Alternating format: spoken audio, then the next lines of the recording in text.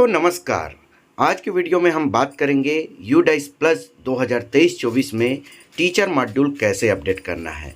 इस कार्य को करने के लिए दोस्तों आपको किसी कंप्यूटर सेंटर जाने की ज़रूरत नहीं है। आप अपने मोबाइल फ़ोन में ही बड़ी आसानी से कर सकते हैं। तो आपके मोबाइल में जो भी ब्राउज़र उपलब्ध है उस पर आपको क्लिक करना है। क्लिक करने के बाद सर्च बार पर आपको टाइप करना है udiceplus.gov.in 2023-24। इस प्रकार आपको क्लिक करना है। क्लिक करने के बाद दोस्तों आपके समक्ष जो पहला ऑप्शन दिख रहा है udiceplus.gov.in, इस पर आपको क्लिक कर देना है। क्लिक करते ही एक और नया पेज ओपन होगा। यहाँ पर नो यूर स्कूल लिखा हुआ है दोस्तों, उसमें से पहला option UDICE plus school data capture पर आपको क्लिक कर देना है। यहाँ क्लिक करने के बाद आप पहुँच जाएंगे, ये देखिए यहाँ पर लिखा हुआ दोस्तों UDICE plus login for academic year 2023-24। तो यही मुख्य पृष्ठ है दोस्तों। यहाँ पर पहुँचने के बाद ही आपको आगे का जो प्रोसेस है अर्थात लॉगिन का प्रोसेस है उसे करना है। तो यहाँ 4 ऑप्शन दिख रहा है, profile and facilities, teacher module, students module, report module. तो हम बात करेंगे आज टीचर मॉड्यूल पर। तो यहाँ पर चारों ऑप्शन में कार्य करने के लिए आपको लॉगिन होने की ज़रूरत पड़ेगी। तो हम टीचर मॉड्यूल पर जैसे ही क्लिक करते हैं तो यहाँ पर लॉगिन होने का जो पेज है वह ओपन हो जाता है। ये देखिए दोस्तों, तो लॉगिन होने के लिए आपको यूज़र नेम में आपकी स्कूल का UDICE कोड रहेगा, यूज़र ID में, और पासवर्ड जो आपका है वो रहेगा। फिर कैप्चा कोड फिलअप करेंगे, उसके बाद लॉगिन पर क्लिक कर देंगे। अगर आप अपना पासवर्ड भूल चुके हैं तो फॉरगेट पासवर्ड का ऑप्शन है, यहाँ क्लिक करके आप नया पासवर्ड जनरेट कर सकते हैं। तो मैं यहाँ से सबसे पहले लॉगिन हो जाता हूँ। तो दोस्तों फाइनली मैं अब लॉगिन हो चुका हूँ। ऊपर में देखिए लिखा हुआ है वेलकम और प्रधान पाठक का नाम रहेगा, फिर उनका मोबाइल नंबर राइट साइड में रहेगा। अब हम इसे ऊपर की ओर स्क्रॉल करेंगे तो यहाँ पर स्कूल से ही रिलेटेड कुछ जानकारियाँ हैं वह नज़र आएगी। तो हमें यहाँ पर क्लिक करना है दोस्तों, click here to open teacher DCF to fill the data. यहाँ पर क्लिक करने के बाद आपके समक्ष नेक्स्ट पेज ओपन होगा। यहाँ पर टीचर समरी रिपोर्ट लिखा हुआ है, उसके ऊपर में देखिए दोस्तों सेलेक्ट लैंग्वेज लिखा है। यहाँ से आपको 2 लैंग्वेज नज़र आएगा, हिंदी और इंग्लिश। आप दोनों में से किसी भी भाषा का चयन कर सकते हैं। तो यहाँ से मैं हिंदी अगर करना चाहूँ तो ये हिंदी हो गया, उसके बाद ये हिंदी में आ जाएगा। ये देखिए अब हम हिंदी में ही कार्य कर लेते हैं। तो यहाँ पर import teacher, teacher drop box, निष्क्रिय हटाए गए शिक्षक की सूची, डुप्लीकेट टीचर लिस्ट और रिफ्रेश करें ऑप्शन नज़र आ रहा है। तो इसे हम ऊपर की ओर स्क्रॉल करते हैं तो यहाँ पर देखिए हमारा राज्य कार्यालय में जो ऑनलाइन रिकॉर्ड है उसके आधार पर यहाँ 3 टीचर उपलब्ध नज़र आ रहा है, जिसमें से इनकम्प्लीट यहाँ पर लिखा हुआ है 3। तो दोस्तों यहीं पर जो इनकम्प्लीट लिखा हुआ है 3, उस पर आपको क्लिक करना है। यहाँ पर क्लिक करने के बाद हमें इस विद्यालय में जो पदस्थ शिक्षक है 3, उसकी जो जानकारियाँ वह ओपन हो जाएगी। तो हम यहाँ पर जैसे ही क्लिक करते हैं तो देखिएगा यहाँ पर टीचर से संबंधित समस्त जानकारियाँ ओपन हो जाएगी। ये देखिए दोस्तों टीचर से रिलेटेड जो जानकारियाँ हैं वह आ गई है। यहाँ पर बेसिक डिटेल्स है, क्वालिफ़िकेशन है और आधार वेरिफिकेशन स्टेटस अपडेट। तो दोस्तों यहाँ पर आधार वेरिफिकेशन यहाँ पर रेड कलर में नज़र आ रहा है, इसका मतलब इनका आधार वेरिफिकेशन नहीं हुआ है। और अपडेट में देखिए यहाँ मेरा आधार वेरिफिकेशन देखिए ग्रीन कलर में नज़र आ रहा है, इसका मतलब यहाँ पर मेरा आधार वेरिफिकेशन हो चुका है, किंतु अपडेट वाला अभी भी रेड कलर है और इनकम्प्लीट दिखा रहा है। यहाँ पर तीसरे टीचर में भी देखिए आधार वेरिफिकेशन ग्रीन कलर में है, इसका मतलब इनका भी आधार वेरिफिकेशन हो चुका है, किंतु जो शिक्षक जानकारी है वह अपडेट नहीं हुई है, इनकम्प्लीट है। तो दोस्तों अगर आप अपने आधार को वेरिफिकेशन करना चाहते हैं तो उसका वीडियो मैं डिस्क्रिप्शन बॉक्स में छोड़ दिया हूं, आप उसकी सहायता से अपने आधार को अपडेट कर सकते हैं। तो दोस्तों यहाँ 3 जानकारियां दिख रही है, जनरल प्रोफाइल और अपॉइंटमेंट एंड टीचिंग और ट्रेनिंग एंड अदर डिटेल्स। तो आप प्रत्येक टीचर का जो 3 जानकारियाँ हैं इसे करते जाएंगे तो यह कंप्लीट होते जाएगा।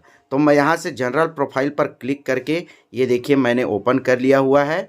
यह पहला ऑप्शन है, आप इसे देख लेंगे। अगर यहाँ पर कुछ करेक्शन की आवश्यकता हो तो आप करेक्शन कर लेंगे, अदरवाइज़ यहाँ से अपडेट वाला ऑप्शन है उस पर क्लिक करके इसे सीधे अपडेट कर देंगे। तो मैं यहाँ से इसे अपडेट कर देता हूँ। अपडेट करने के बाद सेकंड जो पेज है ये देखिए, यहाँ पर ग्रीन कलर में नोटिफिकेशन आ गया, teacher general profile information update successfully. अब सेकंड वाला जो ऑप्शन है वह आ जाता है। यहाँ पर भी आप देख लेंगे, अगर कोई चेंजेस करना हो, कोई करेक्शन करना हो तो आप यहाँ से करेक्शन कर लेंगे। उसके बाद दोस्तों यहाँ पर अपडेट का ऑप्शन है, उस पर क्लिक कर देंगे। अगर कोई भी करेक्शन नहीं करना हो तो आप जनरली अपडेट करते जाएंगे। यह भी अपडेट हो गया, देखिए नोटिफिकेशन आ गया। अब तीसरा ऑप्शन को देख लेते हैं। यह तीसरा ऑप्शन भी क्रमशः ओपन हो जाता है। ये देखिए दोस्तों, अब यहाँ पर भी आपको देख लेना है कोई करेक्शन करना है कि नहीं। अगर करेक्शन नहीं करना है तो अपडेट पर क्लिक कर देंगे। तो अगर आप यहाँ पर अपडेट पर क्लिक करते हैं तो यहाँ पर रेड कलर में देखिए एरर्स आ रहा है, क्योंकि मैंने कुछ जानकारियाँ यहाँ पर फिलअप करना छोड़ दिया था। तो यहाँ सबसे नीचे में देखिए ये रिक्वायर्ड लिखा हुआ है।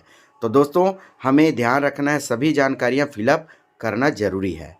तो मैं ये जो लास्ट ऑप्शन है 3.3.31 इस पर आपको देख लेना है। मैं यहाँ इसको नो पर क्लिक कर देता हूँ और अपडेट वाले ऑप्शन पर पुनः क्लिक कर देता हूँ। जैसे ही अपडेट पर क्लिक करता हूँ दोस्तों, तो ये देखिए यहाँ पर भी नोटिफिकेशन आ गया, teacher training and other details information update successfully. अब दोस्तों हम इसे ऊपर की ओर स्क्रॉल करके देखते हैं। ये देखिए दोस्तों, यहाँ पर अब टीचर अपडेट की जानकारी अब ग्रीन कलर में आ गई है और यहाँ पर कंप्लीटेड भी नज़र आ रहा है। इससे पहले यह रेड कलर में था, ये देखिए। तो इसी प्रकार आपको बारी बारी से सभी शिक्षकों का जो जानकारी है उसे अपडेट करते जाना है। अब पुनः स्कूल डैशबोर्ड पर क्लिक करके देख लेते हैं हमारा टीचर अपडेट हुआ है या नहीं। ये देखिए दोस्तों, अब यहाँ पर कुल 3 टीचर में से 2 टीचर लंबित नज़र आ रहे हैं, अर्थात एक टीचर की जानकारियाँ अपडेट हो चुकी है। तो दोस्तों जैसे जैसे आप अपडेट करते जाएंगे यहाँ पर इनकम्प्लीट अर्थात लंबित 0 हो जाएगा। अब दोस्तों हम उन शिक्षकों को अपडेट कर लेते हैं जो ट्रांसफ़र या पदोन्नत होकर अन्य विद्यालय चले गए हैं। उन्हें अपने विद्यालय से रिमूव या डिलीट कैसे करना है।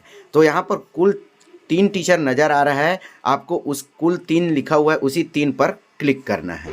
ये देखिए दोस्तों, नया पेज ओपन हो गया है। अब यहाँ पर विद्यालय में कार्यरत तीनों शिक्षकों की जानकारियाँ आ गई है। ये देखिए, अब हमें शिक्षक को रिलीव करना है, यहाँ से लेफ्ट करना है, डिलीट करना है।